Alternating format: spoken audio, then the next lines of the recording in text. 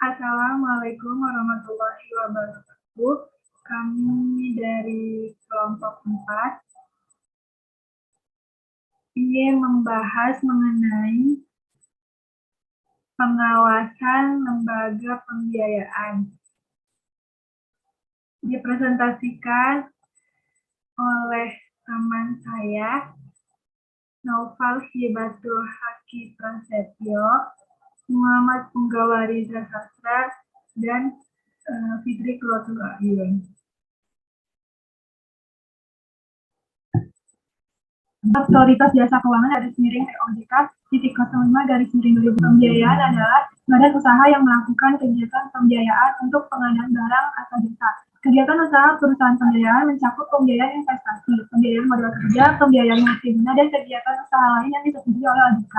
Perusahaan pembiayaan diatur dan diawasi oleh Otoritas Jasa Keuangan di bawah Komisioner atau Kepala Eksekutif Industri Keuangan non-bank atau IKNB. Informasi bagi seluruh perusahaan pembiayaan di Indonesia didirikan Asosiasi Perusahaan Pembiayaan Indonesia atau API yang berbentuk badan hukum resmi.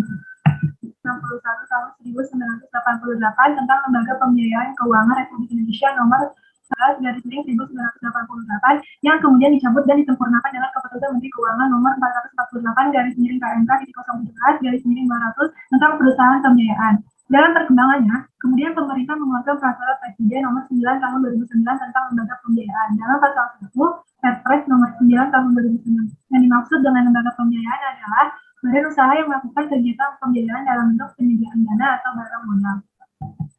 Menurut Peraturan Presiden Republik Indonesia nomor 9 tahun 2009, lembaga pembiayaan adalah badan usaha yang menjalankan kegiatan pembiayaan dalam bentuk penyediaan dana atau barang modal.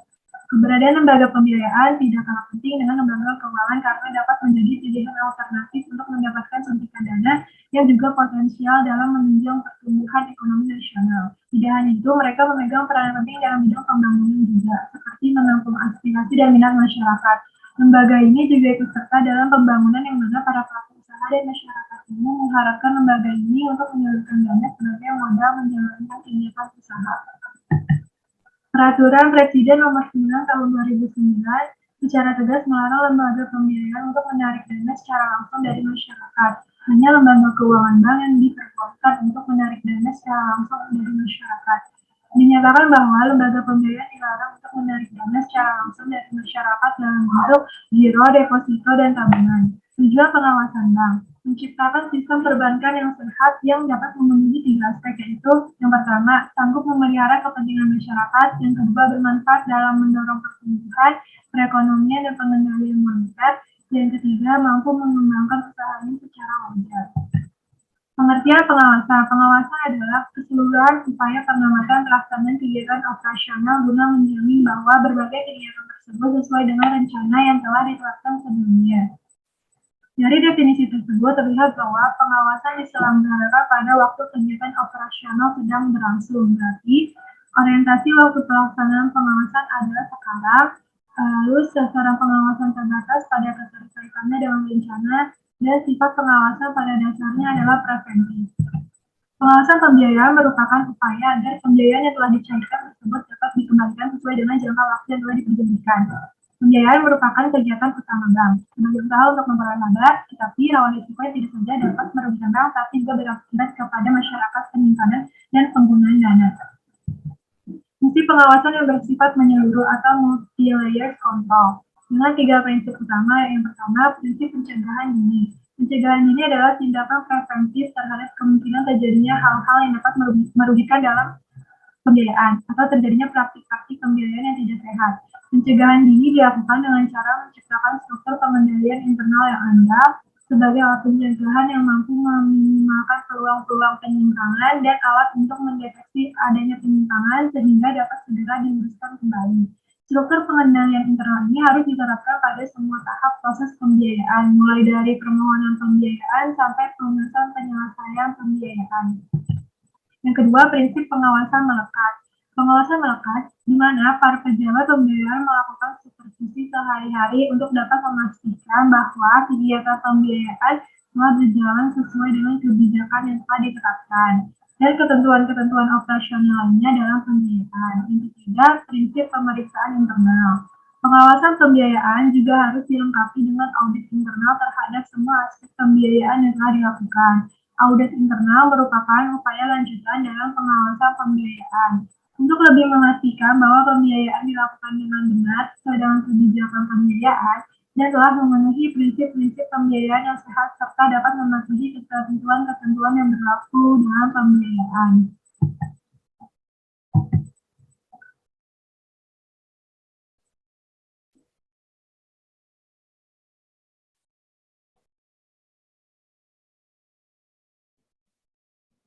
Pengawasan langsung dan tidak langsung.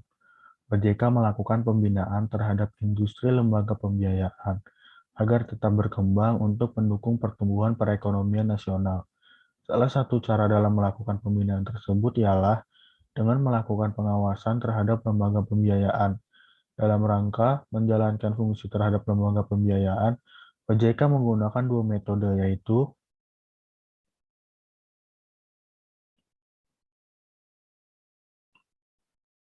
pertama, ada pengawasan secara tidak langsung, dilaksanakan dengan cara monitoring dan penelahan atas laporan keuangan dan kegiatan yang dilaporkan secara periodik oleh lembaga pembiayaan. Kedua, ada pengawasan secara langsung, dilaksanakan dengan cara melakukan pemeriksaan lapangan secara langsung terhadap lembaga pembiayaan. Dalam pelaksanaan setiap kegiatan pemeriksaan langsung, ada beberapa harapan yang saling berkaitan dan berkesinambungan, yaitu tahap penyusunan rencana kegiatan pemeriksaan langsung, tahap pemeriksaan langsung, yaitu yang terdiri dari persiapan pemeriksaan langsung, pelaksanaan pemeriksaan langsung, dan pelaporan hasil pemeriksaan langsung. Tahap pelaksanaan tindak lanjut hasil pemeriksaan langsung, dan yang terakhir tahap evaluasi kegiatan pemeriksaan langsung. Fungsi dan tujuan pengawasan pembiayaan. Mempertahankan kualitas pembiayaan dengan lebih baik jauh lebih penting daripada menciptakan pembiayaan baru. Pemberian pembiayaan tanpa mempertimbangkan kualitas pembiayaan biasanya menyebabkan kerugian besar di kemudian hari. Langkah pengamanan untuk mengurangi timbulnya pembiayaan bermasalah adalah sistem pengawasan yang efektif. Fungsi pengawasan dilakukan untuk mencegah terjadinya deviasi dalam operasionalisasi suatu rencana, sehingga berbagai kegiatan operasional yang sedang berlangsung terlaksana dengan baik, dalam arti bukan hanya sesuai dengan rencana, tetapi juga dengan tingkat efisiensi dan efektivitas setinggi mungkin. Manfaat terpenting dari pengawasan. Pertama, tersedianya bahan informasi bagi manajemen tentang situasi nyata dalam organisasi berada. Kedua, dikenalinya faktor-faktor pendukung terjadinya operasionalisasi rencana dengan efisien dan efektif. Ketiga, pemahaman tentang berbagai faktor yang menimbulkan kesulitan dalam penyelenggaraan berbagai kegiatan operasional. Keempat, langkah-langkah apa yang segera dapat diambil untuk menghargai kinerja yang memuaskan. Dan yang terakhir, tindakan preventif apa yang segera dapat dilakukan agar deviasi dari standar tidak terus berlanjut. Pengertian untuk risiko. Risiko adalah akibat yang kurang menyenangkan dari suatu perbuatan atau tindakan. Risiko merupakan bahaya atau ancaman atau juga kemungkinan dalam suatu tindakan yang menimbulkan dampak berlawanan dengan tujuan yang ingin dicapai. Risiko juga merupakan peluang di sisi yang berlawanan dengan peluang untuk mencapai tujuan. Menurut Badan Sertifikasi Manajemen Risiko, risiko didefinisikan sebagai kemungkinan akan terjadinya hasil yang tidak diinginkan, yang dapat menimbulkan kerugian apabila tidak diantisipasi serta tidak dikelola semestinya. Risiko juga adalah potensi terjadinya suatu peristiwa yang dapat menimbulkan kerugian pada bank umumnya, baik syariah maupun konvensional. Risiko pembiayaan didefinisikan sebagai potensi kegagalan peminjam untuk memenuhi kewajibannya sesuai dengan ketentuan yang telah disepakati. Ada dalam Peraturan Bank Indonesia Nomor 13 garis miring 23 garis miring PBI garis miring 2011 tanggal 2 November tahun 2011 menyatakan bahwa risiko pembiayaan adalah risiko akibat kegagalan nasabah atau pihak lain dalam memenuhi kewajiban kepada bank sesuai perjanjian yang disepakati. Ada dua metode yang bisa diterapkan untuk mengurangi risiko pembiayaan, yaitu premi risiko dan penyebaran risiko. Pertama, ada premi risiko. Yang dimaksud dengan premi risiko adalah suatu biaya tambahan yang dibebankan kepada peminjam.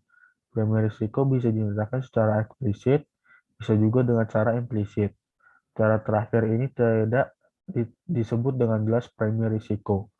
Premi itu disatukan saja dengan biaya lain.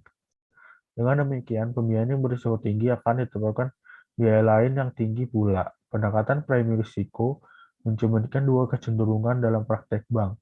Pertama, menekankan pada terjaminnya pembiayaan, dan yang kedua, penekanan pada perolehan tambahan keuntungan dengan peningkatan volume pembiayaan. Penyebaran risiko. Salah satu teknik pengendalian risiko yang sering dipakai oleh bank ialah dengan menyebarkan risiko ke dalam suatu portofolio pembiayaan, sekuritas, dan investasi. Tujuannya adalah untuk memperkecil risiko dan mempermudah pengendalian risiko. Penyebaran risiko ini dapat dilakukan dalam pendekatan risiko minimal atau dalam pendekatan premi risiko. Kategori risiko yang relevan bagi suatu bank belum tentu relevan bagi bank-bank lainnya. Misalkan, kategori pembiayaan perumahan. Bisa jadi pembiayaan perumahan ini meliputi pula berbagai kategori seperti pembiayaan rumah sangat sederhana, rumah standar, rumah mewah, dan sebagainya. Pengawasan berbasis kepatuhan dan berbasis risiko. Sejak diundangkan POJK nomor 10 garis miring POJK 05 garis miring 2014 tentang penilaian tingkat risiko lembaga jasa keuangan non-bank serta POJK nomor 11 garis miring POJK 05 garis miring 2014 tentang pemeriksaan langsung lembaga jasa keuangan non-bank, terjadi perubahan pola pemeriksaan atau pengawasan terhadap institusi perusahaan pembiayaan yang sebelumnya pengawasan berdasarkan kepatuhan menjadi pengawasan berbasis risiko, yang mana hanya baru diterapkan pada perusahaan pembiayaan saja. Kedepannya, model pengawasan tersebut diharapkan dapat diterapkan pada institusi lembaga pembiayaan lainnya seperti perusahaan model ventura dan perusahaan pembiayaan infrastruktur. Perhitungan tingkat risiko didasarkan pada faktor sebagai berikut. Risiko bawaan, yaitu seluruh risiko yang melekat dalam jenis kegiatan perusahaan. Selanjutnya ada manajemen dan pengendalian, yaitu hal-hal yang dapat dilakukan oleh direksi dan dewan komisaris, atau yang setara untuk meminimalkan tingkat risiko bawaan. Dan terakhir, dukungan dana, yaitu pendanaan atau permodalan yang tersedia yang menggambarkan kemampuan perusahaan untuk memenuhi kewajiban dan mempertahankan usahanya. Dalam melakukan pengawasan berbasis risiko, beberapa jenis risiko di industri perusahaan pembiayaan yang akan dilakukan penilaian yaitu ada board risk, governance risk, strategic risk, operational risk, asset dan liability risk, capital support and funding risk, dan yang terakhir khusus untuk industri dalam pembiayaan ada financing risk.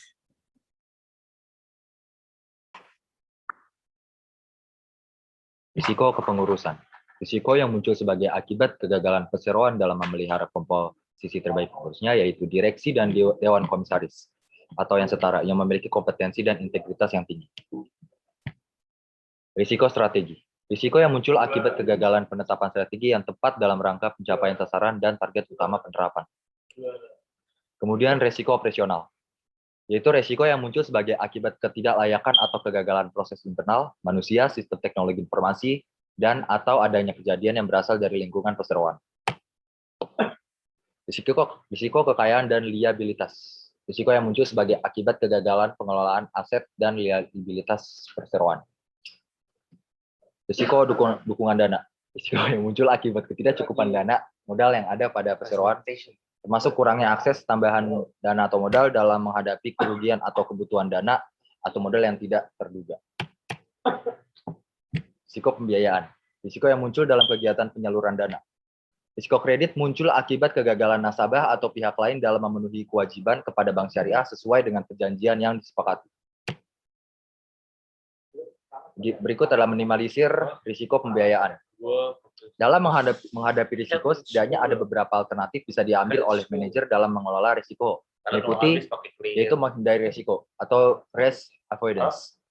Keputusan untuk tidak melakukan suatu aktivitas bisnis merupakan cara yang paling mudah. Namun hal ini merupakan keputusan yang tidak strategis dalam usaha mengharapkan keuntungan. Kemudian pengendalian risiko atau risk control. Pengendalian risiko dilakukan dengan menerima risiko pada tingkat tertentu dengan melakukan tindakan yang mengurangi dan mengendalikan risiko melalui peningkatan kontrol, kualitas proses, serta aturan yang jelas terhadap pelaksanaan aktivitas dan risikonya. Kemudian penangguhan atau penahanan risiko atau risk retention.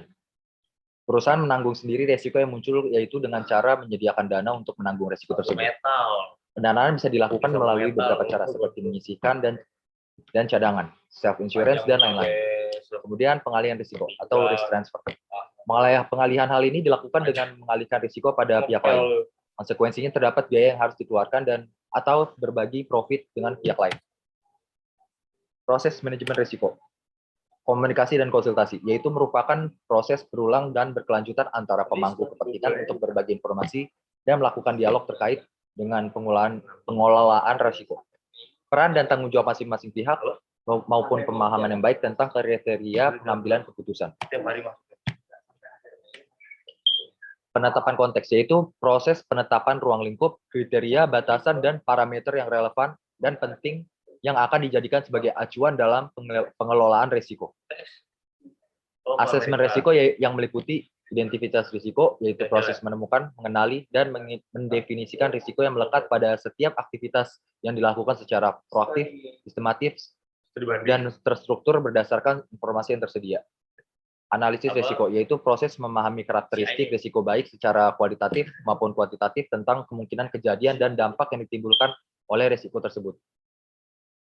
Evaluasi risiko, yaitu proses pengambilan keputusan penanganan risiko yang akan dilakukan berdasarkan hasil analisis dan kriteria yang ditetapkan termasuk tingkat prioritas penanganan risiko tersebut. Penanganan risiko adalah proses melakukan tindakan terhadap risiko berdasarkan pilihan yang tersedia. Menghindari, mengurangi, membagi, memindahkan, atau menerima risiko, dan disesuaikan dengan strategi bisnis dengan mempertimbangkan biaya serta manfaat yang paling optimal bagi perseroan. Pemantauan risiko dilakukan secara berkelanjutan dan mencakup semua aspek dari proses manajemen risiko di atas untuk menjamin efektivitas dan efisiensi penanganan risiko.